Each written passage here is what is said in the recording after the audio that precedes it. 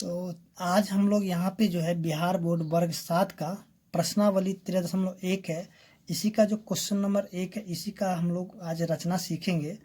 तो देखिए यहाँ पे जो क्वेश्चन दिया हुआ है, आर एम एन रेखा के बाहर स्थित एक बिंदु है। जैसे कि यहाँ पे एक आर है, ठीक है। सबसे पहले हम क्या करते हैं, एक एम एन एक रेखा खींच लेते हैं, ठीक है। तो इसके बाहर यानी कि यहाँ से लेकर कोई एक बिंदु है जिसके बाहर एक क्या है, आर है, ठीक है। आर एक क्या है, बाहर एक बिंदु स्थित है। आर से गुजरती, ठीक है। अब आर से गुजरती हुई एम एन के समांतर एक दूसरी रेखा खींचे, यानी कि आर से ये गुजरता हुआ एक जो है एम एन के समांतर, यानी इसके समांतर एक क्या है, दूसरी रेखा खींचना है, ठीक है। तो चलिए यहाँ पे हम क्या करेंगे, इसका जो यानी कि रचना किस प्रकार से किया जाता है उसको हम लोग यहाँ पे करेंगे, ठीक है। तो सबसे पहले यहाँ पे हम क्या करते हैं कि एक रेखा खींच लेते हैं।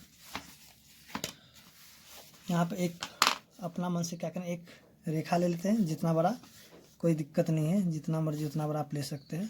तो चलिए एक हम रेखा खींच लिए, ठीक है। और इसका हम नाम क्या दे देंगे, एम, और इसका नाम देते हैं एन, ठीक है ना। अब जो है इसको हम क्या करेंगे कि यहाँ पे कोई एक बिंदु मान लेते हैं, ठीक है। इसको हम क्या करें, एक बिंदु दे देते हैं यहाँ पे, और इसका कुछ भी नाम देते हैं। चलिए इसका हम नाम पी ही दे देते हैं, ठीक है। तो आप अपने हिसाब से किसी इसका नाम जो है जो भी दे सकते हैं, कोई दिक्कत नहीं है। अब हम क्या करें, इसको जो है केंद्र मान करके, यानी पी को हम क्या करें, केंद्र मान करके एक जो है एक चाप काटेंगे, यानी एक त्रिज्या का। तो चलिए यहाँ पे क्या करें, एक त्रिज्या का एक चाप काट लेते हैं। चलिए यहाँ से एक ये जो है एक त्रिज्या का चाप काट लेते हैं इसको,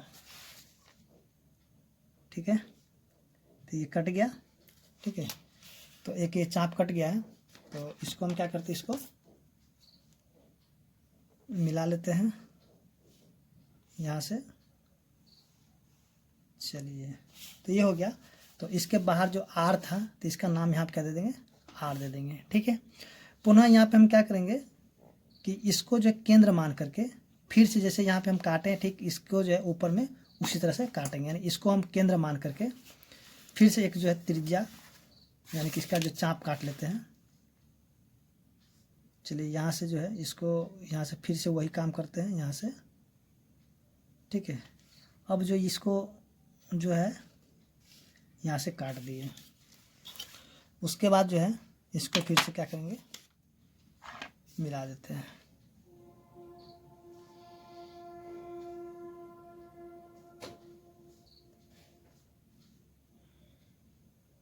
तो चलिए यहाँ से इसको इस प्रकार से मिला देते हैं।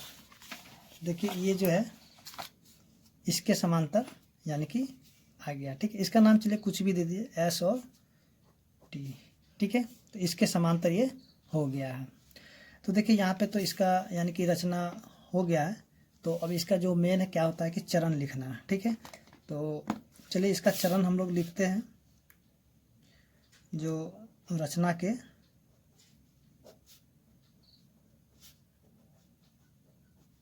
चरण है, ठीक है। तो कम से कम आपको क्या करना, 5 ठो चरण लिखना है। तो चलिए सबसे पहला में हम क्या लिखेंगे कि एक सरल रेखा, ठीक है, एम एन खींचिए, ठीक है। तो यहाँ से एम से लेकर के एन सबसे पहले खींच लिए, ठीक है। उसका जो अगला यानी कि बिंदु है, इसमें लिखेंगे रेखा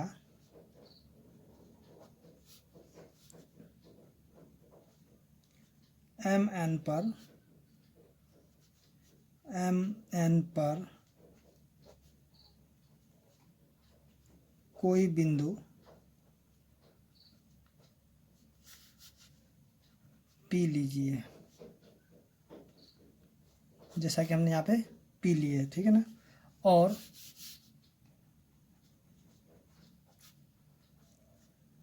आर तक मिलाइए, जैसे कि यहाँ पे पी से लेकर के आर तक जो इसको मिला दिए, ठीक है ना। तो चलिए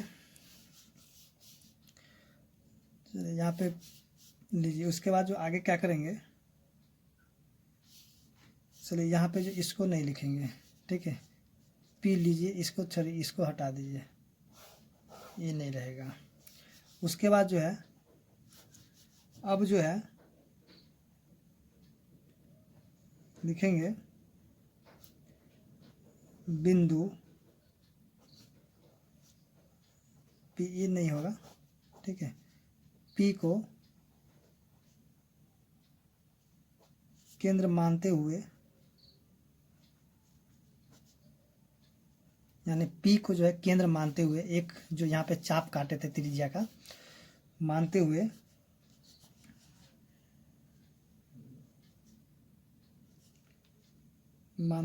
एक त्रिज्या का चाप काटे या खींचे, जो भी करे, ठीक है। उसके बाद फिर से है, अब यहाँ जो आर यहाँ पे बिंदु दिए हैं, अब इसको हम क्या करेंगे, केंद्र मानते हुए, यानी कि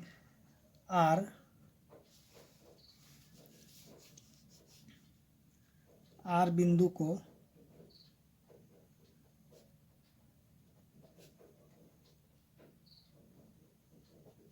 केंद्र मानते हुए